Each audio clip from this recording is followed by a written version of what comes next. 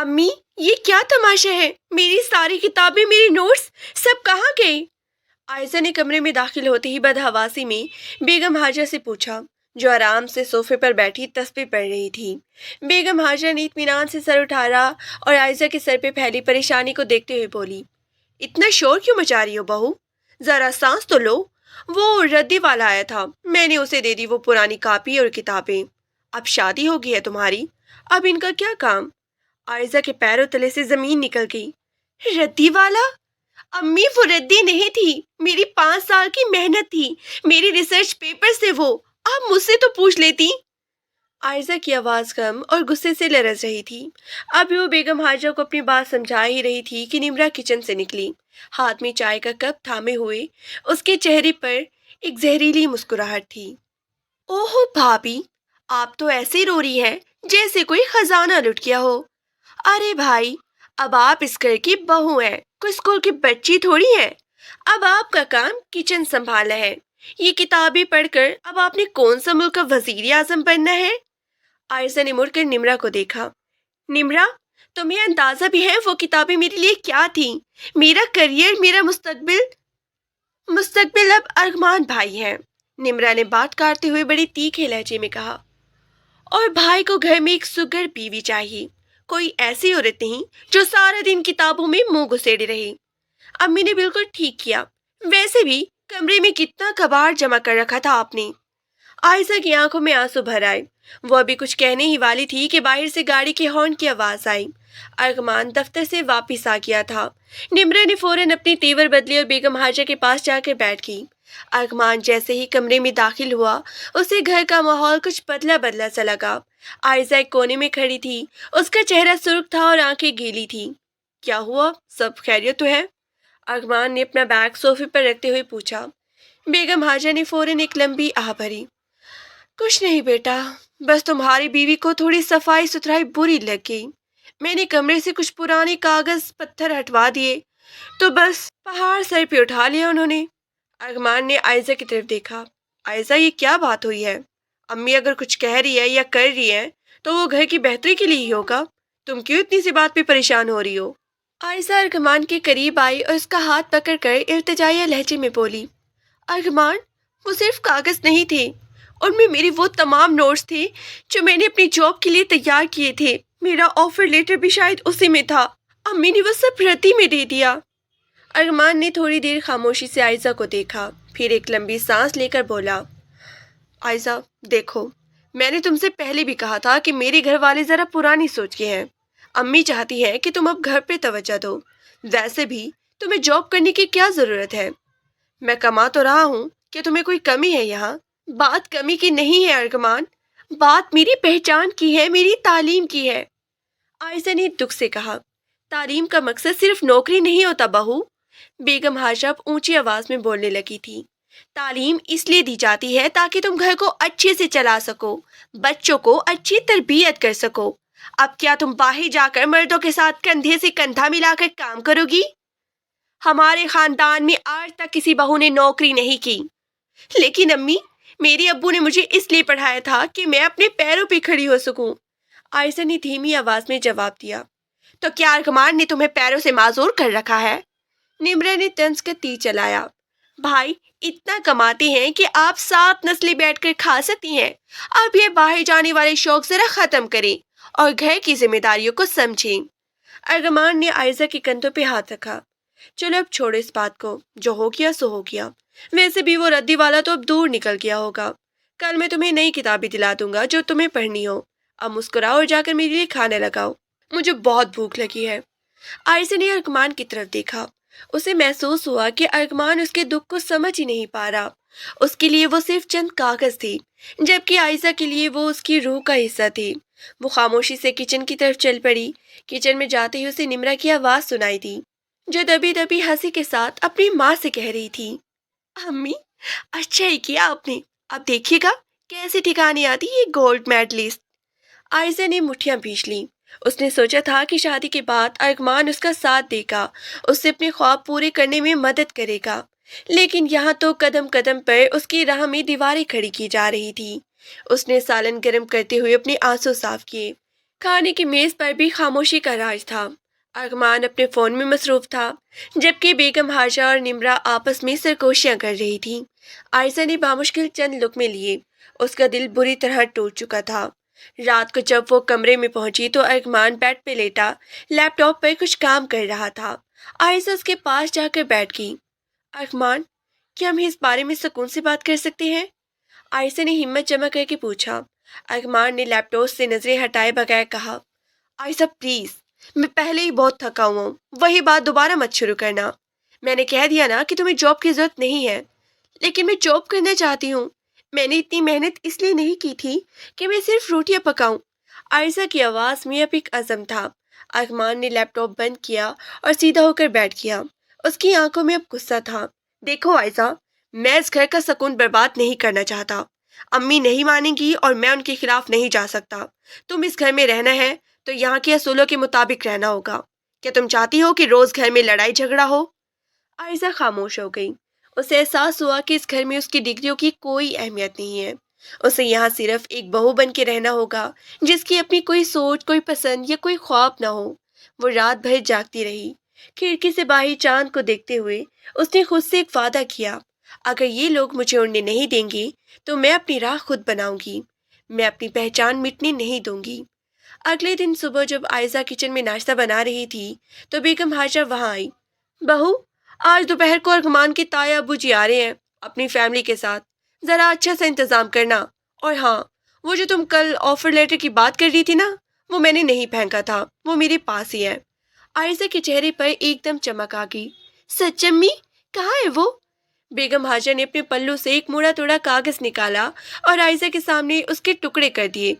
یہ رہا تمہارا آفر لیٹر، اب اس کے ٹکڑے چولہے میں ڈال دو اور ہانڈی پر توجہ دو۔ اس گھر میں صرف میری مرضی چلے گی۔ عائشہ ساکت کھڑی بیگم حاجہ کو جاتی دیکھتی رہی۔ اس کی آنکھوں کے سامنے اس کے خواب کے ٹکڑے فرش پہ بکھرے پڑے تھے۔ عائشہ نے فرش پہ بکھرے ہوئے اپنے آفر لیٹر کے ٹکڑوں کو ایک ایک کر کے اٹھایا۔ اس کے پور کپ کپا رہے تھے۔ یہ صرف ایک کاغذ نہیں تھا، یہ اس کی برسوں کی نیندیں، اس کی دن رات کی محنت اور اس کے باپ کا وہ فخر تھا جو انہوں نے اس کے رزلٹ والے دن اپنی آنکھوں میں سجایا تھا۔ بیگم حاجہ تو کچن سے جا چکی تھی، لیکن ان کے جملوں کی گونج ابھی تک عائشہ کے کانوں میں زہر گھول رہی تھی۔ امی جی، آپ نے یہ اچھا نہیں کیا، عائشہ نے دھیمی آواز میں خود سے کہا۔ اس نے ان ٹکڑوں کو اپنی مٹھی میں بھینچ لیا۔ اسے لگا جیسے اس کے خوابوں کا گلا گھونٹ دیا گیا ہو۔ اس کی آنکھوں سے ایک آنسو ٹپک کر اس کے کاغذ پہ گرا جس پر کبھی اس کی کامیابی کی مہر لگی تھی۔ کچن میں بیگم حاجہ اور نمرا کی آوازیں ابھی تک گونج رہی تھیں۔ وہ دونوں بہت خوش تھیں، جیسے انہوں نے عائشہ کے پر کاٹ کر اسے ہمیشہ کے لیے پنجرے میں قید کر دیا ہو۔ عائشہ نے گہرا سانس لیا اور ان ٹکڑوں کو ایک پرانی ڈائری میں چھپا کے رکھ دیا۔ نہیں عائشہ، رونا نہیں ہے، اگر آج رو دی تو ہار جاؤ گی۔ اس نے خود کو حوصلہ دیا اور کچن کی طرف چل پڑی، جہاں تایا ابو کی فیملی کے لیے دوپہر کے کھانے کی تیاری کرنی تھی۔ کچن کا ماحول گرم اور حبس زدہ تھا۔ بیگم حاجہ نے پہلے ہی مٹن نکال کے باہر رکھا ہوا تھا۔ جیسے ہی عائشہ اندر داخل ہوئی، ساس نے اسے ٹوکا، آگے تم؟ دیکھو بہو، تایا ابو کے گھر والے ذرا نفاست پسند ہے، مٹن میں بو بالکل نہیں ہونی چاہیے اور پیاز کو اتنا نہیں بھوننا کہ سالن کالا پڑ جائے، سمجھی ہو نا؟ عائشہ نے خاموشی سے سر ہلایا اور لہسن چھیلنے بیٹھ گئی۔ اس کے ذہن میں ابھی بھی وہ منظر گھوم رہا تھا جب اس کی کتابیں ردی والے کے تھیلے میں ڈالی جا رہی تھی۔ نمرا کچن میں آئی، فریج سے ٹھنڈا پانی نکالا اور صوفے پر بیٹھ کر عائشہ کو دیکھنے لگی۔ بھابھی، ویسے مٹکا کتنا بڑا ہے آپ کا؟ نمرا نے شرارت سے پوچھا۔ عائشہ نے حیرت سے سر اٹھایا۔ کیا مطلب نمرا؟ ارے میرا مطلب ہے آپ نے اتنی پڑھائی کی، اتنے بڑے بڑے خواب دیکھا اور اب آپ یہاں بیٹھ کر لہسن چھیل رہی ہیں، کیا آپ کو غصہ نہیں آتا؟ نمرا نے جان بوجھ کر کریدنا چاہا۔ غصہ کرنے سے کیا بدل جائے گا نمرا؟ عائشہ نے دھیمی آواز میں کہا۔ اب یہ میرا گھر ہے اور یہاں کے طور طریقے مجھے سیکھنی ہوں گی۔ ہاں، یہ ہوئی نا عقل والی بات، بیگم حاجہ نے پاس سے گزرتے ہوئے کہا۔ ڈگریاں تو صرف دیوار پہ سجانے کے لیے ہوتی ہے، اصل زندگی تو کچن کے سامنے ہی گزرتی ہے۔ عائشہ نے کچھ نہیں کہا۔ وہ خاموشی سے سالن تیار کرنے لگی۔ جیسے جیسے وقت گزر رہا تھا، اس کے دل کی بے چینی بڑھ رہی تھی۔ اسے رہ رہ کر اپنے لیپ ٹاپ کا خیال آ رہا تھا جو الماری کے سب سے اوپر والے حصے میں چھپا ہوا تھا۔ اس میں اس کا وہ ادھورا پروجیکٹ تھا جس کی ڈیڈ لائن قریب تھی۔ دوپہر کے 2 بجے تایا ابو اپنی بیگم اور بیٹی سمرین کے ساتھ وہاں پہنچے۔ ڈرائنگ روم میں باتوں کا سلسلہ شروع ہوا۔ عائشہ چائے اور لوازمات لے کر گئی۔ تائی اماں نے اسے بڑے غور سے دیکھا۔ ماشاء اللہ بڑی سگر لگ رہی ہے۔ حاجہ، سنا ہے تمہاری بہو نے بڑے بڑے امتحان پاس کیے ہیں؟ بیگم حاجہ نے چائے کا کپ رکھتے ہوئے کہا۔ جی آپا، لیکن اب وہ سب پرانی باتیں ہیں، اب تو یہ گھر سنبھال رہی ہے۔ میں نے کہہ دیا ہے کہ ہماری بہویں باہر نہیں جاتی۔ سمرین جو عائزہ کی ہم عمر تھی بول پڑی۔ لیکن تائی اماں، آج کل کے دور میں تو لڑکیوں کا کمانا بہت ضروری ہے، مہنگائی کتنی ہو گئی ہے، ارحمان بھائی اکیلا کتنا بوجھ اٹھائیں گے؟ نمرا نے فوراً لقمہ دیا۔ ارے سمرین، بھائی ماشاء اللہ بہت کماتے ہیں، بھابھی کو خوار ہونے کی کیا ضرورت ہے؟ اور پھر اگر عورت باہر جائے گی تو گھر کون دیکھے گا؟ امی کی خدمت کون کرے گا؟ عائشہ نے محسوس کیا کہ یہ ساری باتیں اسے نیچے دکھانے کے لیے کی جا رہی ہے۔ وہ خاموشی سے برتن سمیٹ کر کچن میں چلی گئی۔ وہاں کھڑی ہو کر اسے لگا جیسے کچن کی دیواریں اسے کھا رہی ہوں۔ شام کو جب سب مہمان چلے گئے اور ارحمان بھی دفتر سے تھکا ہارا واپس آیا تو عائشہ نے سوچا کہ وہ اس سے بات کرے گی۔ ارحمان نے کھانا کھایا اور لاؤنج میں اخبار پڑھنے بیٹھ گیا۔ عائشہ اس کے قریب آئی اور بیٹھ گئی۔ ارحمان، میں کچھ کہنا چاہتی تھی۔ ارحمان نے اخبار سے نظریں ہٹائے بغیر کہا۔ ہاں کہو، کیا بات ہے؟ ارحمان، میں نے سنا ہے کہ آج کل ورک فرام ہوم کی بہت مواقع ہے، میں گھر بیٹھ کر کچھ گھنٹے کام کر سکتی ہوں۔ اس سے گھر کے کاموں میں بھی کوئی فرق نہیں آئے گا اور میں اپنا وقت بھی بہتر استعمال کر سکوں گی۔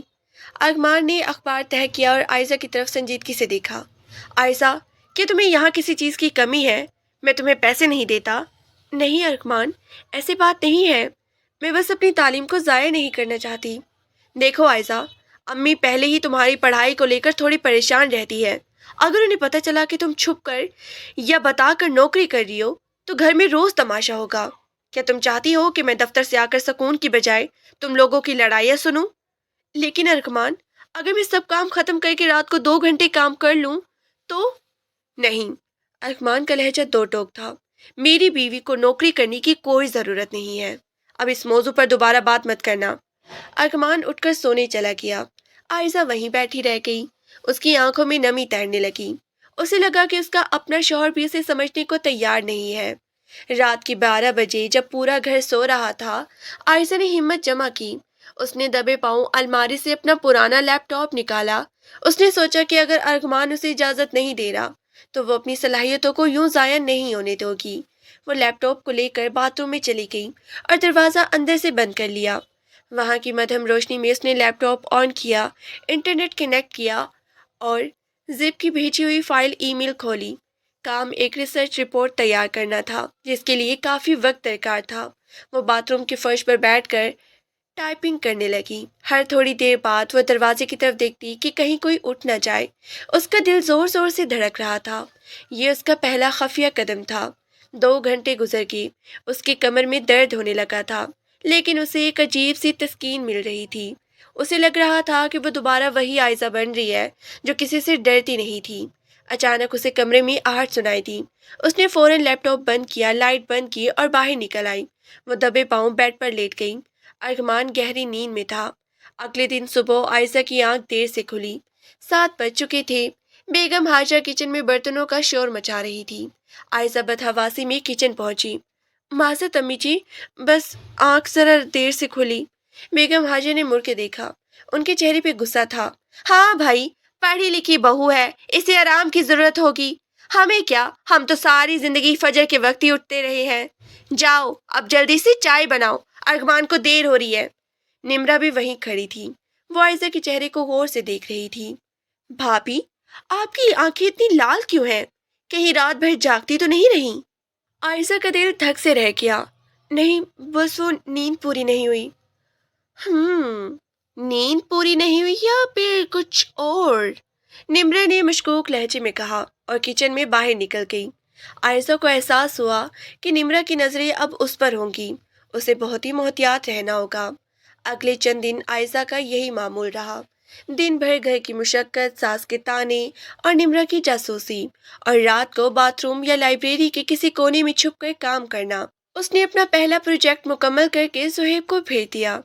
زہیب کا جواب آیا، عائزہ، تمہارا کام بہت شاندار ہے، کمپنی بہت خوش ہے اور وہ تمہیں مستقل طور پر ہائر کرنا چاہتے ہیں۔ تمہاری پہلی پیمنٹ اگلے ہفتے تمہارے اکاؤنٹ میں آ جائے گی۔ عائزہ کی خوشی کی انتہا نہ رہی۔ وہ رقم اس کے لیے صرف پیسے نہیں تھے، وہ اس کی عزت نفس کی بحالی تھی، لیکن وہ یہ خوشی کسی کے ساتھ بانٹ نہیں سکتی تھی۔ ایک شام جب ارغمان دفتر سے آیا تو وہ کچھ زیادہ ہی تھکا ہوا لگ رہا تھا۔ عائزہ، ذرا سر میں درد ہے، چائے بنا لاؤ؟ عائزہ چائے لے کر آئی۔ ارغمان صوفے پر آنکھیں بند کیے لیٹا تھا۔ عائشہ نے اس کا سر دبانا شروع کیا۔ ارغمان، کیا آفس میں سب ٹھیک ہے؟ پتہ نہیں عائشہ، پارٹنر کے ساتھ کچھ معاملات خراب چل رہے ہیں، حساب کتاب میں کچھ گڑبڑ لگ رہی ہے، ارغمان نے پریشانی میں کہا۔ عائشہ کا جی چاہا کہ وہ کہے، میں حساب کتاب دیکھ سکتی ہوں، میں آپ کی مدد کر سکتی ہوں، لیکن اسے پتہ تھا کہ ارغمان پھر وہی بات کہے گا کہ تم گھر سنبھالو۔ اسی دوران نمرا لاؤنج میں آئی۔ اس کے ہاتھ میں عائزہ کا وہ پرانا فون تھا جو عائزہ نے چارجنگ پہ لگا کر تکیے کے نیچے چھپا دیا تھا۔ بھابی، یہ آپ کا فون کیوں بج رہا تھا؟ اور اس پر یہ زہیب نامی شخص کی اتنی میسیجز کیوں آ رہے ہیں؟ نمرا نے بڑے معصومانہ مگر زہریلی انداز میں پوچھا۔ پورے گھر میں سناٹا چھا گیا۔ ارغمان نے فوراً آنکھیں کھولی اور نمرا کے ہاتھ سے فون چھین لیا۔ کون زہیب؟ ارغمان کی آواز میں غصہ تھا۔ عائشہ کا رنگ پیلا پڑ گیا۔ ارغمان، وہ میرا پرانا کلاس فیلو ہے۔ Class fellow? اور وہ تمہیں اس وقت میسیجز کیوں کر رہا ہے؟ ارغمان نے میسیجز پڑھنا شروع کیے۔ پیمنٹ ٹرانسفر کر دی گئی ہے، تمہارا کام کمال کا ہے۔ یہ سب کیا ہے عائزہ؟ بیگم حاجہ بھی کمرے میں آ گئی۔ کیا ہوا ارغمان؟ کیا نکل آیا بہو کے فون سے؟ امی، یہ چھپ کر نوکری کر رہی ہے، زہیب نامی کسی لڑکے کے ساتھ مل کر کام کر رہی ہے اور اسے پیسے بھی مل رہے ہیں۔ ارغمان کا چہرہ غصے سے تمتما رہا تھا۔ بیگم حاجہ نے اپنے سر پہ ہاتھ رکھ لیا۔ او خدایا، میں نے تو پہلے ہی کہا تھا یہ لڑکی کبھی باز نہیں آئے گی۔ ارغمان، یہ تمہارے منہ پہ تماچا ہے، تمہاری بیوی نامحرموں سے باتیں کر رہی ہے اور پیسے کما رہی ہے، کیا ہماری غیرت مر گئی ہے؟ عائشہ روتے ہوئے بولی۔ ارغمان، خدا کے لیے میری بات سنیں، میں نے کچھ غلط نہیں کیا، میں صرف گھر بیٹھے ریسرچ کا کام کر رہی تھی، زہیب صرف میرا رابطہ کار ہے۔ خاموش ہو جاؤ عائشہ، ارغمان نے چیخ کر کہا۔ تم نے مجھ سے جھوٹ بولا، تم نے میری بات نہیں مانی، جس رشتے کی بنیاد جھوٹ پر ہو وہ رشتہ کیسے چل سکتا ہے؟ نمرا نے پاس کھڑے ہو کر طنز کیا۔ بھابی، اتنا شوق تھا پیسوں کا تو بتا دیتی، ہم کچھ صدقہ خیرات ہی دے دیتی، بھائی کی عزت تو نیلام نہ کرتی۔ عائشہ کو لگا جیسے اس پر آسمان گر پڑا ہو۔ اس کی محنت، اس کا خلوص، سب ایک پل میں بغیرتی کا نام دے دیا گیا تھا۔ ارغمان نے فون دیوار پہ دے مارا اور کمرے سے باہر نکل گیا۔ بیگم حاجہ نے عائشہ کو ایک حقارت امیز نظر سے دیکھا۔ کل صبح تمہارے باپ کو بلاؤں گی، میں دکھاؤں گی انہیں کہ کیا تربیت دی اپنی بیٹی کو۔ عائشہ اس ٹوٹے ہوئے فون کے پاس بیٹھ گئی اور پھوٹ پھوٹ کر رونے لگی۔ اسے احساس ہوا کہ اس گھر میں اس کی سچائی کی کوئی قیمت نہیں ہے، لیکن ابھی کہانی ختم نہیں ہوئی تھی۔ یہ تو صرف اس کے امتحان کا آغاز تھا۔ سورج کی پہلی کرن نے عائشہ کے کمرے کی کھڑکی پر دستک دی، لیکن اس کے لیے یہ صبح کسی نئی امید کی بجائے ایک خوفناک طوفان کا پیغام لے کر آئی تھی۔ وہ رات بھر جائے نماز پر بیٹھی روتی رہی تھی۔ ارغمان رات کو کمرے میں نہیں آیا تھا، وہ باہر لاؤنج پر صوفے پر ہی سو گیا تھا، جو اس بات کا اعلان تھا کہ اس کا غصہ ابھی ٹھنڈا نہیں ہوا۔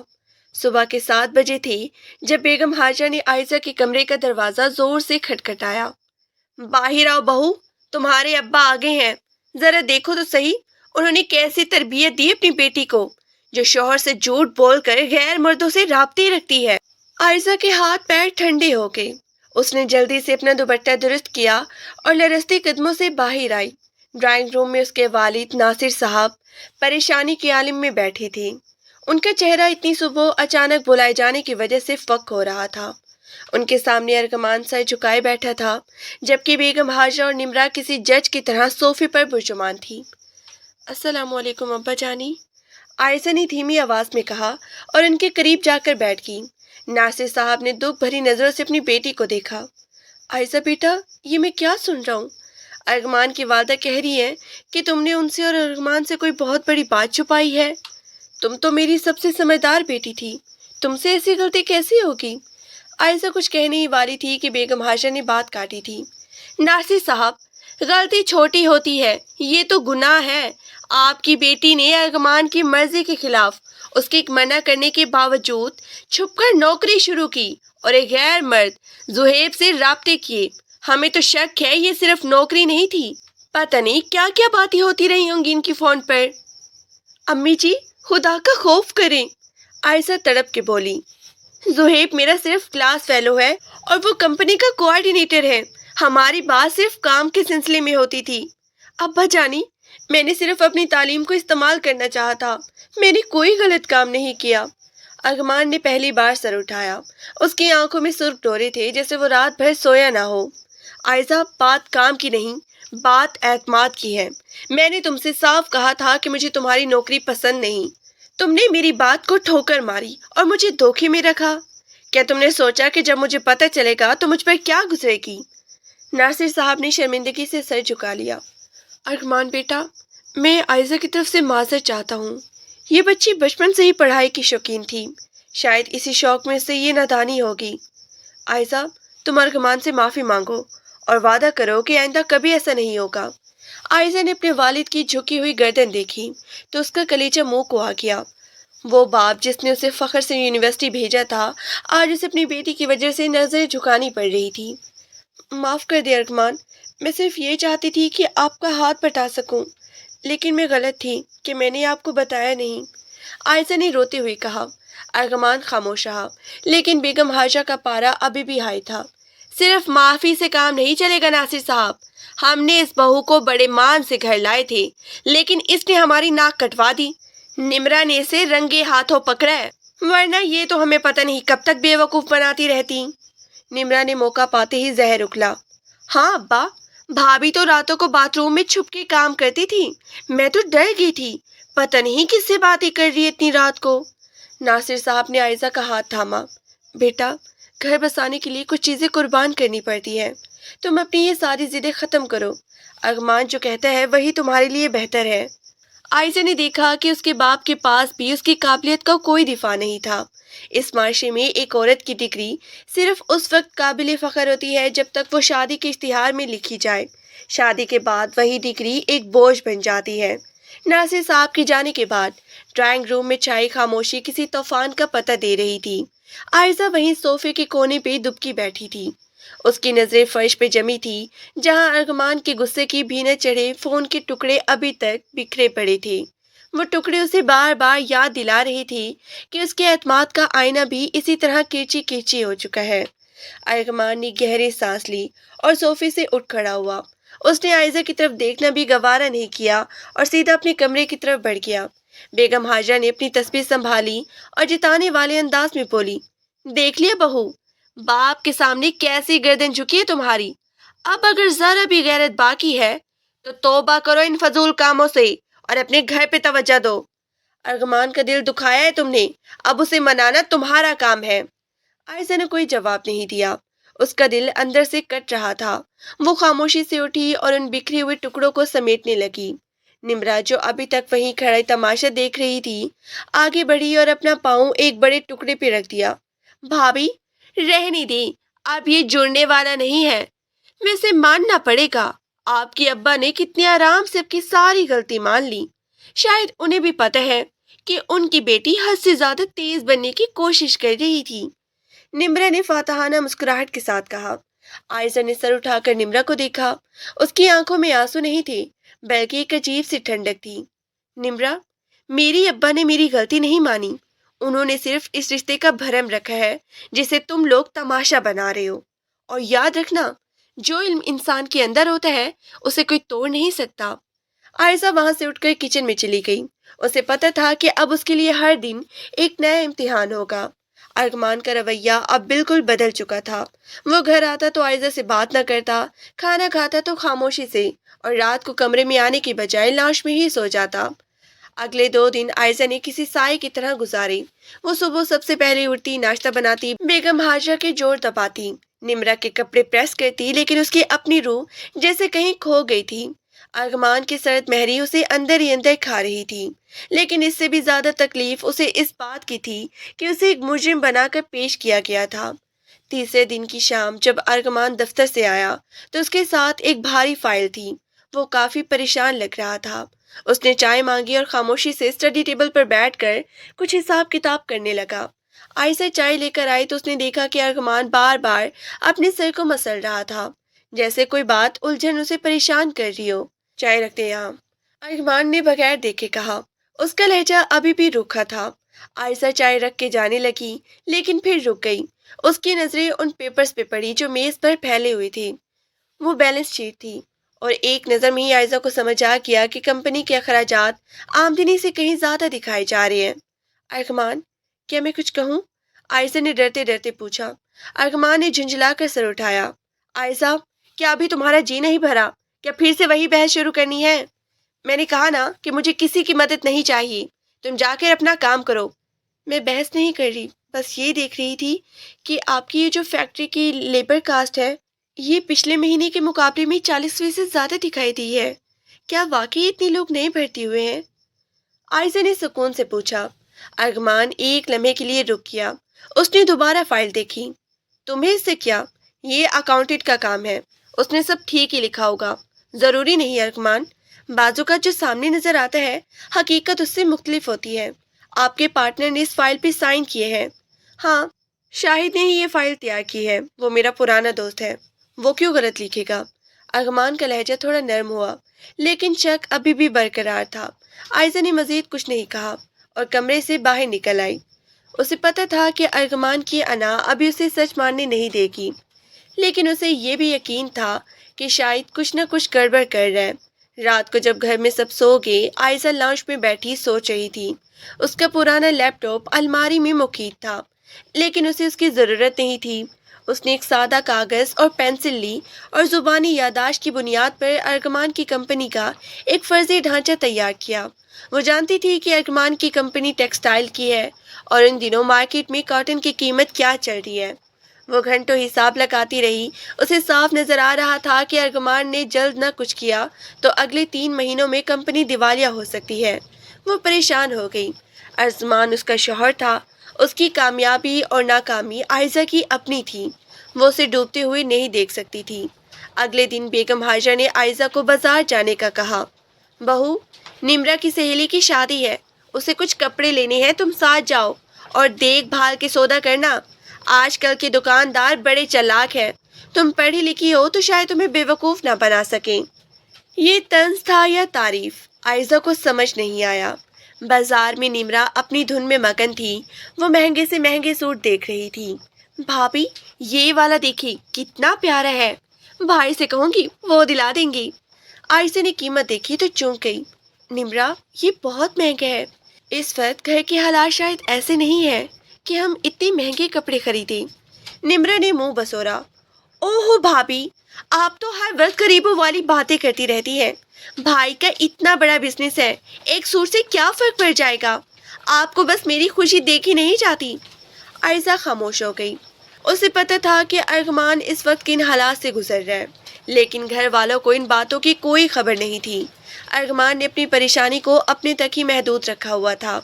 वापस आते हुए आयशा की नज़र एक कैफ़े पे पड़ी, जहां अर्गमान का पार्टनर शाहिद एक नामालूम शख्स के साथ बैठा बहुत गहरी गुफ्तगू कर रहा था। उनके सामने कुछ फाइल्स खुली हुई थी। आयशा ने रिक्शा रुकवाने का सोचा, लेकिन फिर निम्रा के खौफ से चुप रही।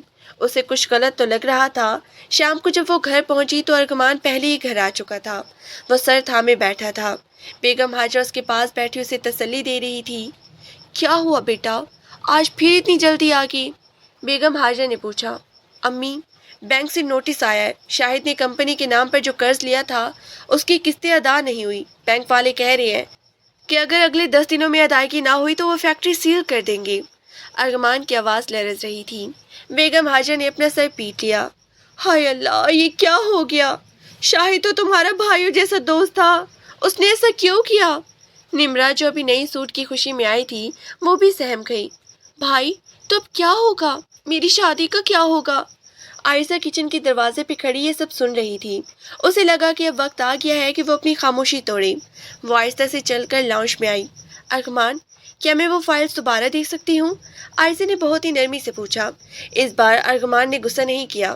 اس نے بے بسی سے عائشہ کی طرف دیکھا۔ اس کی آنکھوں میں تھکن اور شکست صاف نظر آ رہی تھی۔ دیکھ لو عائشہ، اب تو کچھ چھپانے کو بچا ہی نہیں ہے، سب کچھ ختم ہو رہا ہے۔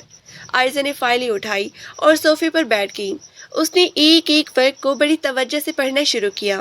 بیگم حاجہ اور نمرہ اسے ایسے دیکھ رہی تھی جیسے وہ کوئی جادو کرنے والی ہو۔ عائشہ نے وہ پوائنٹ ڈھونڈ نکالا جہاں شاہد نے پیسوں کا رخ موڑا تھا۔ یہ دیکھیں ارغمان، یہ جو را مٹیریل کی خریداری دکھائی گئی ہے، یہ جس کمپنی سے ہوئی ہے وہ کمپنی اصل میں شاہد کی کزن کی ہے۔ انہوں نے مارکیٹ ریٹ سے دگنی قیمت پر مال خریدا اور باقی پیسے آپس میں بانٹ لیے ہیں۔ یہ سراسر دھوکہ دہی ہے۔ ارغمان نے چونک کر دیکھا۔ تمہارا مطلب ہے کہ شاید مجھے لوٹ رہا تھا؟ جی، اور یہ دیکھیں، یہاں آپ کے دستخط بھی کچھ مختلف لگ رہے ہیں۔ کیا آپ نے اس فائل پہ سائن کیے تھے؟ ارغمان نے غور سے دیکھا۔ نہیں، یہ میرے سائن نہیں ہے۔ اس نے میرے جعلی دستخط کیے ہیں؟ ارغمان کے لہجے میں غصہ اور حیرت کا امتزاج تھا۔ بیگم حاجہ نے غصے سے کہا، اس کمبخت کی اتنی ہمت! ارغمان، تم پولیس کے پاس کیوں نہیں جاتی؟ امی، پولیس کے پاس جانے کے لیے ٹھوس ثبوت چاہیے اور میرے پاس وقت بہت کم ہے۔ بینک والے کسی کی نہیں سنتے۔ ارغمان دوبارہ مایوسی کے اندھیرے میں ڈوب گیا۔ عائشہ نے ارغمان کا ہاتھ تھاما۔ یہ پہلا موقع تھا اس نے ارغمان کو سہارا دینے کی کوشش کی تھی۔ ہمت مت ہارے ارغمان، میرے پاس ایک منصوبہ ہے۔ اگر ہم اس جعلی کمپنی کے خلاف قانونی چارجوئی کریں اور ساتھ ہی بینک کو یہ ثبوت دکھائیں کہ یہ فراڈ ہوا ہے تو وہ ہمیں کچھ مہلت دے سکتی ہے۔ لیکن عائشہ، یہ سب پیپر ورک کون کرے گا؟ وکیل تو لاکھ روپے مانگے گا۔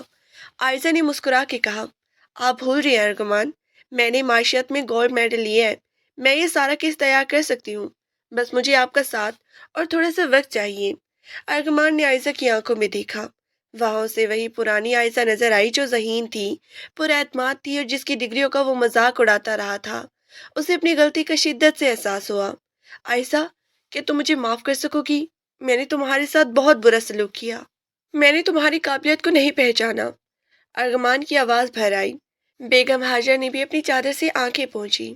بہو، ہم نے بھی تمہیں بہت دکھ دیا ہے، ہمیں معاف کر دو۔ ہمیں تو پتہ ہی نہیں تھا کہ ہمارے گھر میں ہی اتنا بڑا سہارا موجود ہے۔ نمرہ خاموش کھڑی تھی، اس کی آنکھوں میں بھی ندامت تھی۔ عائشہ نے سب کو دیکھا اور ایک لمبا سانس لیا۔ معافی کی بات نہ کریں، اب وقت کام کرنے کا ہے۔ ارغمان، آپ فیکٹری جائیں اور وہاں کے تمام پرانی ریکارڈ لے کر آئیں، میں آج رات ہی سے کام شروع کر رہی ہوں۔ ارغمان نے سر ہلایا اور فوراً باہر نکل گیا۔ عائشہ نے کچن کی طرف قدم بڑھائے ہی تھے کہ بیگم حاجہ نے اسے روک دیا۔ نہیں بہو، اب تم کچن میں نہیں جاؤ گی، اب تم اسٹڈی روم میں جاؤ اور اپنا کام کرو، کھانا آج نمرہ بنائے گی۔ بیگم حاجہ نے نمرہ کی طرف دیکھا جس نے فوراً فرما برداری سے سر ہلا دیا۔ عائشہ اسٹڈی روم میں داخل ہوئی تو اسے ایسے لگا جیسے وہ برسوں بعد اپنے گھر آئی ہو۔ اس نے وہ پرانا لیپ ٹاپ الماری سے نکالا، اس کی دھول جھاڑ اور اسے میز پر رکھ دیا۔ جیسے ہی لیپ ٹاپ آن ہوا اس کی اسکرین کی روشنی عائشہ کے چہرے پہ پڑی۔ یہ روشنی صرف لیپ ٹاپ کی نہیں تھی، یہ اس کی امیدوں کی واپسی تھی۔ رات بھر اسٹڈی روم کی لائٹ چلتی رہی۔ ارغمان فائلز لے کر آیا تو وہ دونوں مل کر ایک ایک چیز کا جائزہ لینے لگے۔ ارغمان اسے فیکٹری کے معاملات سمجھاتا اور عائشہ اسے قانونی اور معاشی پہلو سے درست کرتی۔ یہ پہلی بار تھا کہ وہ دونوں میاں بیوی کی بجائے دو پارٹنر کی طرح کام کر رہی تھی۔ صبح کے 4 بج رہے تھے جب عائشہ نے آخری پیج ٹائپ کیا۔ یہ لے ارغمان، یہ سارا کیس تیار ہے، اب ہمیں صرف ایک اچھے وکیل کی ضرورت ہے جو اسے عدالت میں پیش کر سکے۔ ارغمان نے وہ فائل دیکھی، اس میں ہر چیز اتنی واضح تھی کہ کوئی بھی اناڑی شخص بھی سمجھ سکتا تھا کہ فراڈ کہاں ہوا ہے۔ عائشہ، تم کمال ہو، میں سوچ بھی نہیں سکتا تھا کہ تم اتنی باریک بینی سے کام کرو گی۔ اسی دوران دروازے پر دستک ہوئی۔ نمرہ چائے کی ٹرے لے کر کھڑی تھی۔ بھائی بھابھی، آپ لوگ رات بھر سے جاگ رہے ہیں، یہ چائے پی لیں۔ عائشہ نے مسکرا کر چائے لی۔ گھر کا ماحول بدل رہا تھا لیکن ابھی اصل جنگ باقی تھی۔ شاہد اتنی آسانی سے ہار ماننے والا نہیں تھا۔ اگلے دن ارغمان اور عائشہ وکیل کے پاس جانے کے لیے تیار ہوئے۔ بیگم حاجہ نے عائشہ کے سر پہ ہاتھ رکھا۔ جاؤ بیٹا، اللہ تمہیں کامیاب کرے۔ آج مجھے فخر ہو رہا ہے کہ میری بہو اتنی پڑھی لکھی ہے۔ راستے میں ارغمان کافی خاموش تھا۔ عائزہ نے محسوس کیا کہ وہ کچھ کہنا چاہتا ہے۔ کیا بات ہے ارغمان؟ آپ پریشان لگ رہے ہیں۔ عائزہ، مجھے ڈر ہے کہ اگر شاہد کو پتہ چل گیا تو وہ کچھ غلط نہ کر دے۔ وہ کافی بااثر لوگوں کو جانتا ہے۔ ڈرنے کی ضرورت نہیں ارغمان، ہمارے پاس سچ ہے اور سچ کی جیت ہوتی ہے، بس ہمیں ثابت قدم رہنا ہوگا۔ وکیل کے آفس پہنچ کر جب عائزہ نے فائل پیش کی تو وکیل حیران رہ گیا۔ یہ کس نے تیار کی ہے؟ یہ تو بالکل کسی پروفیشنل آڈیٹر کا کام لگ رہا ہے۔ ارغمان نے فخر سے عائزہ کی طرف اشارہ کیا۔ یہ میری بیوی نے تیار کی ہے، وکیل نے مسکرا کے کہا۔ پھر تو ہمارا آدھا کام آسان ہو گیا، اب شاہد کو بچنے کا کوئی راستہ نہیں ملے گا۔ لیکن جیسے ہی وہ وکیل کے آفس سے باہر نکلے، سامنے شاہد اپنی گاڑی کے پاس کھڑا تھا۔ اس کے چہرے پر وہی مکروہ مسکراہٹ تھی۔ او ہو ارغمان، تو اب تم اپنی بیوی کو عدالتوں میں لے کر جاؤ گی؟ کیا تمہاری غیرت اتنی کم ہو گئی ہے کہ اب عورتوں کے پیچھے چھپو گے؟ شاہد نے طنز کیا۔ ارغمان کو غصہ آیا، لیکن عائزہ نے اس کا ہاتھ پکڑ کے اسے روک دیا۔ وہ شاہد کے سامنے جا کر کھڑی ہوگی۔ شاہد صاحب، غیرت وہ نہیں ہوتی جو عورتوں کو گھروں میں قید رکھے، غیرت وہ ہوتی ہے جو سچ کا ساتھ دے۔ آپ نے ارغمان کے بھروسے کا خون کیا ہے اور اب اس کا حساب دینا ہوگا۔ آپ کو کیا لگا تھا کہ عائزہ صرف روٹیاں پکانا جانتی ہے؟ شاہد کا رنگ ایک پل کے لیے پیلا پڑ گیا، لیکن اس نے جلد ہی خود کو سنبھال لیا۔ دیکھ لیں گے بہو صاحبہ، ابھی تو کھیل شروع ہوا ہے۔ شاہد وہیں سے چلا گیا، لیکن عائزہ جانتی تھی کہ وہ اب کوئی نئی چال چلے گا۔ گھر واپسی پر ارغمان کافی ڈرا ہوا تھا، لیکن عائزہ کے عزم نے اسے حوصلہ دیا۔ گھر پہنچ کر انہوں نے دیکھا کہ محلے کی کچھ عورتیں آئی ہوئی تھیں اور بیگم حاجہ فخر سے بتا رہی تھی، میری بہو نے تو وکیلوں کو بھی حیران کر دیا ہے، ماشاءاللہ بڑی عقل والی ہے میری عائزہ۔ عائزہ اپنے کمرے میں آئی تو اسے ارغمان کا وہی ٹوٹا ہوا فون نظر آیا جو اس نے دراز میں رکھا تھا۔ اس نے اسے اٹھایا اور مسکرائی۔ آج اس کے پاس نیا فون نہیں تھا، لیکن اس کے پاس وہ آواز تھی جو پورے گھر میں گونج رہی تھی۔ رات کو ارغمان کمرے میں آیا تو اس کے ہاتھ میں ایک چھوٹا سا تحفہ تھا۔ عائزہ، یہ تمہارے لیے۔ عائزہ نے کھولا تو اس میں ایک نیا جدید لیپ ٹاپ تھا۔ ارغمان، اس کی کیا ضرورت تھی؟ ضرورت ہے عائزہ، یہ تمہارا ہتھیار ہے۔ اب تم چھپ کر کام نہیں کرو گی، بلکہ سر اٹھا کے کرو گی۔ میں نے تمہارے خوابوں کو توڑنے کی کوشش کی تھی، اب میں انہیں جوڑنے میں تمہاری مدد کروں گا۔ ارغمان کے ہاتھ میں وہ نیا لیپ ٹاپ دیکھ کر عائزہ کی آنکھوں میں نمی تیرنے لگی۔ یہ صرف ایک مشین نہیں تھی، یہ ارغمان کے اعتراف شکست اور عائزہ کی جیت کی پہلی مہر تھی۔ ارغمان نے اسے میز پہ رکھا اور عائزہ کے قریب آ کر بیٹھ گیا۔ عائزہ، میں جانتا ہوں کہ ایک لیپ ٹاپ تمہارے ان زخموں کا مداوع نہیں کر سکتا جو میں نے تمہاری روح پر لگائے ہیں۔ میں نے تمہاری ڈگریوں کو کاغذ کے ٹکڑے سمجھا تھا، لیکن آج انہی کاغذوں نے میری ڈوبتے ہوئے وجود کو سہارا دیا ہے۔ ارغمان کی آواز میں ندامت کی گہری صاف صفائی محسوس ہو رہی تھی۔ عائزہ نے دھیرے سے لیپ ٹاپ پر ہاتھ پھیرا۔ ارغمان، رشتے میں انا نہیں ہوتی۔ میں نے جو کچھ کیا وہ اپنے گھر کے لیے کیا، لیکن اب ہمیں جذباتی ہونے کی بجائے عملی ہونا پڑے گا۔ شاہد خاموش نہیں بیٹھے گا، وہ جانتا ہے کہ ہم وکیل کے پاس گئے ہیں۔ اگلی صبح ابھی سورج کی پہلی کرن نے کچن کی کھڑکی پہ دستک ہی دی تھی کہ گھر کے دروازے پر زور زور سے دستک ہوئی۔ عائزہ، جو ہمیشہ ناشتہ بنا رہی ہوتی تھی، تڑپ کے باہر آئی۔ ارغمان بھی ہڑبڑا کے لاؤنج میں پہنچا۔ دروازہ کھولا تو سامنے دو پولیس والے کھڑے تھے۔ ارغمان صاحب، ایک سپاہی نے کرخت آواز میں پوچھا۔ جی میں ہی ہوں، خیریت؟ ارغمان کا دل زور زور سے دھڑکنے لگا۔ آپ کے خلاف دھوکہ دہی اور چیک باؤنس ہونے کی رپورٹ درج ہوئی ہے۔ شاہد صاحب نے ایف آئی آر کٹوائی ہے کہ آپ نے کمپنی کے فنڈ گبن کیے ہیں اور ان کی جعلی دستخط کر کے رقم نکلوائی ہے۔ آپ کو ہمارے ساتھ تھانے چلنا ہوگا۔ بیگم حاجہ اور نمرہ بھی شور سن کر باہر آ گئی۔ بیگم حاجہ نے دہائی دینا شروع کر دی۔ ہائے اللہ، یہ کیا ظلم ہے! میرا بیٹا تو شرافت کی تصویر ہے، اسے شاہد نے خود ڈاکہ ڈالا ہے اور الزام میرے بیٹے پہ لگا رہا ہے۔ ارغمان ساکت کھڑا تھا، اسے سمجھ نہیں آ رہا تھا کہ یہ سب اتنی جلدی کیسے ہو گیا۔ شاہد نے ان سے پہلے چال چل دی تھی۔ عائزہ آگے بڑھی، اس کے چہرے پر خوف نہیں بلکہ ایک عجیب سی سختی تھی۔ انسپکٹر صاحب، کیا آپ کے پاس وارنٹ ہے اور کس بنیاد پر آپ ارغمان کو لے کر جا رہے ہیں؟ شاہد صاحب، جو اس کمپنی میں پارٹنر ہیں، وہ کیسے یک طرفہ الزام لگا سکتے ہیں؟ سپاہی نے عائزہ کو گھورا۔ بی بی، آپ ہمیں قانون نہ سکھائے، ہمیں اوپر سے آرڈر ہے، بس انہیں ساتھ لے جانا ہے۔ عائزہ نے ارغمان کا ہاتھ تھاما۔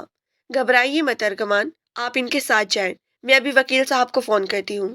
شاہد نے اپنی قبر خود کھود لی ہے. اس نے جو FIR کٹوائی ہے وہی اس کے خلاف سب سے بڑا ثبوت بنے گی، کیونکہ ہمارے پاس وہ اصل ریکارڈ موجود ہے جو وہ چھپانا چاہتا تھا. ارغمان کو پولیس لے گئی. گھر میں کہرام مچ گیا. بیگم حاجہ صوفے پر گر کے رونے لگی اور نمرا بدحواس ہو کر ادھر ادھر بھاگنے لگی. عائزہ نے سختی سے کہا، امی جی، رونے سے کچھ نہیں ہوگا. نمرا، جا کر ارغمان کا کوٹ اور جوتا لاؤ. میں وہاں صاحب کے پاس جا رہی ہوں. ہمیں آج ہی ضمانت کروانی ہوگی. عائزہ نے اپنا نیا لیپ ٹاپ اٹھایا. اس میں وہ ساری فائلز اور آڈیو رپورٹس موجود تھیں جو اس نے رات بھر جاگ کر تیار کی تھی. وہ سیدھا وکیل کے پاس پہنچی. وکیل صاحب نے جب شاہد کی FIR دیکھی تو مسکرائے. بیٹا، شاہد نے جذباتی آ کر بہت بڑی غلطی کر دی ہے. اس نے جن چیکس کا ذکر کیا ہے ان کی تاریخی اور ریکارڈ اگر ہم عدالت میں پیش کر دیں تو یہ ثابت ہو جائے گا کہ اس وقت ارغمان شہر میں موجود ہی نہیں تھا، یا ان چیکس پر دستخط ارمغان کے ہے ہی نہیں. عائزہ نے لیپ ٹاپ کھول کر دکھایا. سر، یہ دیکھیں، یہ وہ ڈیجیٹل لاگز ہیں جو میں نے فیکٹری کے سرور سے نکالے ہیں. شاہد نے جس وقت رقم ٹرانسفر کی اس وقت وہ خود آفس میں موجود تھا اور ارغمان ایک بزنس میٹنگ میں تھا. وکیل صاحب حیران رہ گئے. عائزہ بیٹا، تم نے تو کمال کر دیا. یہ وہ ثبوت ہے جو عام طور پر پولیس بھی نہیں ڈھونڈ پاتی. چلو ہم عدالت چلتے ہیں. عدالت کا ماحول بہت بوجھل تھا. ارغمان کو کٹہرے میں کھڑا دیکھ کر عائزہ کا دل خون کے آنسو رو رہا تھا، لیکن وہ جانتی تھی کہ اسے مضبوط رہنا ہے. شاہد وہاں اپنے وکیل کے ساتھ موجود تھا اور اس کے چہرے پر ایک فاتحانہ مسکراہٹ تھی. جج صاحب نے جب کیس شروع کیا تو شاہد کے وکیل نے بڑی لمبی چوڑی تقریر جھاڑی کہ ارغمان نے کیسے اپنے دوست کو دھوکہ دیا. لیکن جب عائزہ کے وکیل کی باری آئی تو انہوں نے صرف ایک فائل جج کے سامنے پیش کی. جناب عالی، یہ وہ آڈیو رپورٹ ہے جو ارغمان صاحب کی اہلیہ، جو خود ایک گولڈ میڈلسٹ ماہر معاشیات ہے، نے تیار کیا ہے. اس رپورٹ کے مطابق شاہد صاحب نے نہ صرف رقم گبن کی بلکہ جعلی دستخط کا بھی سہارا لیا. ہمارے پاس CCTV فوٹیج اور ڈیجیٹل ریکارڈ موجود ہیں جو ثابت کرتے ہیں کہ شاہد صاحب نے کس طرح ارغمان کو پھنسانے کی کوشش کی. جج صاحب نے بڑے غور سے ان فائلز کا معائنہ کیا. شاہد کا رنگ پیلا پڑ گیا. اس نے سوچا بھی نہیں تھا کہ ارغمان کی بیوی اتنی گہرائی تک پہنچ جائے گی. عدالت نے ارغمان کی فوری ضمانت منظور کر لی اور شاہد کے خلاف انکوائری کا حکم دے دیا. جیسے ہی ارغمان باہر آیا اس نے سب سے پہلے عائزہ کو دیکھا. عائزہ کی آنکھوں میں سکون کی جھلک تھی. گھر واپسی پر بیگم حاجہ نے عائزہ کی بلائیں لی. میری بہو، تم تو میری بیٹی کی زندگی بن کر آئی ہو. میں نے تمہیں کچن کی آگ میں جھونکا لیکن تم نے تو پورے گھر کی آگ بجھا دی. لیکن کہانی یہاں ختم نہیں ہوئی تھی. گھر پہنچ کر انہیں پتہ چلا کہ بینک والوں نے فیکٹری کو سیل کرنے کا حتمی نوٹس گیٹ پر چپسا دیا ہے. شاہد نے بینک کو پہلے ہی مطلع کر دیا تھا کہ کمپنی دیوالیہ ہو چکی ہے. ارغمان دوبارہ پریشان ہو گیا. عائزہ، اب کیا کرے؟ بینک تو کسی کی نہیں سنتا. ہمیں قسط ادا کرنی ہی پڑے گی ورنہ فیکٹری ہاتھ سے چلی جائے گی. عائزہ نے ارغمان کے بیٹھنے کا اشارہ کیا. ارغمان، میں نے آپ سے کہا تھا نا کہ میرے پاس ایک انویسٹر کی لسٹ ہے. میں نے آج صبح ان میں سے ایک صاحب سے بات کی ہے. وہ ٹیکسٹائل کے شعبے میں بہت بڑا نام ہے. منصور صاحب. وہ آپ کی فیکٹری کی لوکیشن اور مشینری سے بہت متاثر ہے. بس انہیں مینجمنٹ پر بھروسہ نہیں تھا. تو کیا وہ انویسٹ کریں گے؟ ارغمان کی آنکھوں میں امید کی کرن جاگی. وہ کل صبح آ رہے ہیں لیکن ان کی ایک شرط ہے. عائزہ تھوڑی ہچکچائی. کیا شرط؟ وہ چاہتے ہیں کہ کمپنی کے فائنینشیل ڈائریکٹر میں بنوں. وہ کہتے ہیں کہ جس لڑکی نے اتنا پیچیدہ کیس حل کر لیا وہی اس کمپنی کا پیسہ بچا سکتی ہے. ارغمان ایک لمحے کے لیے خاموش ہوا. اس کی پرانی انا نے شاید ایک آخری انگڑائی لی لیکن پھر اس نے عائزہ کا ہاتھ تھام لیا. عائزہ، اس کمپنی پر مجھ سے زیادہ تمہارا حق ہے. تم نے اسے بچایا ہے. مجھے یہ شرط منظور ہے. اگلے دن منصور صاحب گھر آئے. وہ ایک بہت ہی سلجھے ہوئے اور بزرگ انسان تھے. انہوں نے عائزہ سے بزنس پلان کے بارے میں پوچھا. عائزہ نے لیپ ٹاپ پر ایک ایسی پریزنٹیشن دی کہ منصور صاحب دنگ رہ گئی. بیٹا، میں نے بڑے بڑے CEOs دیکھے ہیں لیکن تمہارے اندر جو ویژن ہے وہ بہت کم لوگوں میں ہوتا ہے. میں کمپنی میں 50% شیئرز لینے کو تیار ہوں اور بینک کا سارا قرض میں آج ہی صاف کر دوں گا. گھر میں خوشی کی لہر دوڑ گئی. بیگم حاجہ نے مٹھائی منگوائی. نمرا جو کبھی عائزہ سے خار کھاتی تھی اب اس کے پاس آ کر بیٹھ گئی. بھابھی، کیا آپ مجھے بھی سکھائیں گی یہ سب کیسے ہوتا ہے؟ میں بھی چاہتی ہوں کہ میں اپنی تعلیم کا کچھ فائدہ اٹھاؤں. نمرا کی آواز میں اب سچائی تھی. عائزہ نے مسکرا کر نمرا کا ہاتھ پکڑا. کیوں نہیں نمرا، تعلیم کا اصل مقصد ہی دوسروں کی مدد کرنا ہے. کچھ ہی دنوں میں فیکٹری دوبارہ کھل گئی. عائزہ اب روزانہ ارغمان کے ساتھ آفس جاتی تھی. وہ اب صرف ایک بہو نہیں تھی، وہ اس کمپنی کی ریڑھ کی ہڈی تھی. شاہد کے خلاف پولیس کی کارروائی جاری تھی اور وہ رپوش ہو گیا تھا، لیکن اس کی تمام جائیداد قرض کرنے کے احکامات جاری ہو چکے تھے۔ ایک شام جب عائزہ اور ارغمان آفس سے واپس آ رہے تھے تو ارغمان نے گاڑی ایک پارک کے سامنے روکی۔ کیا ہوا ارغمان؟ عائزہ نے پوچھا۔ ارغمان نے اسے ایک لفافہ تھمایا۔ عائزہ نے کھول کر دیکھا تو وہی پرانا آفر لیٹر تھا جو اس کی ساس نے پھاڑ دیا تھا۔ ارغمان نے اسے بڑی خوبصورتی سے جوڑ کر لیمٹ کروایا ہوا تھا۔ یہ کیا؟ عائزہ کی آواز سن گئی۔ یہ تمہارا خواب ہے عائزہ، جو میں نے توڑنے کی کوشش کی تھی۔ میں نے اسے جوڑ دیا ہے تاکہ یہ مجھے ہمیشہ یاد دلاتا رہے کہ تم کتنی قیمتی ہو۔ میں نے منصور صاحب سے بات کی ہے، ہم اپنی کمپنی میں ایک ایجوکیشن ونگ کھول رہے ہیں جہاں ان لڑکیوں کو ٹریننگ دی جائے گی جن کے خواب شادی کے بعد دبا دیے جاتے ہیں، اور اس کی ہیڈ تم ہوگی۔ عائزہ کی آنکھوں سے خوشی سے آنسو بہنے لگی۔ اس نے کبھی سوچا بھی نہیں تھا کہ اس کی محنت اسے اس مقام تک لے جائے گی۔ گھر پہنچے تو بیگم حاجہ کچن میں ناشتے کی تیاری کے لیے سبزیاں کاٹ رہی تھی۔ امی جی، آپ یوں کیوں کر رہی ہے؟ میں کر دیتی ہوں۔ عائزہ نے دوڑ کر ان سے چھری لینی چاہی۔ بیگم حاجہ نے اسے پیار سے پیچھے ہٹایا۔ نہیں میری شہزادی بہو، تم تھک کر آئی ہو، تم جا کر آرام کرو۔ اب اس گھر کا نظام بدل چکا ہے، جو دماغ چلاتا ہے اسے ہاتھ تھکانے کی ضرورت نہیں ہوتی۔ تم نے تو ہماری عقلوں کے تالے کھول دیے ہیں۔ نمرا بھی کچن میں مدد کر رہی تھی۔ ہاں بھابھی، اب ہم مل کے کام کریں گے۔ عائزہ اپنے کمرے میں گئی اور اس کھڑکی کے پاس جا کے کھڑی ہوگی جہاں سے کبھی وہ اداسی سے چاند کو دیکھا کرتی تھی۔ آج چاند کی روشنی اسے اپنی ہی کامیابی کی طرح روشن لگ رہی تھی۔ اس نے الماری کھولی اور اپنی وہ پرانی ڈائری نکالی جس میں اس نے آفر لیٹر کے ٹکڑے رکھے تھے۔ اس نے وہ ٹکڑے نکال کر ہوا میں اڑا دیے۔ اب اسے ان کی ضرورت نہیں تھی کیونکہ اب اس کے پاس ایک مکمل اور کامیاب حقیقت موجود تھی۔ ارغمان کمرے میں داخل ہوا اور اس کے پیچھے آ کے کھڑا ہو گیا۔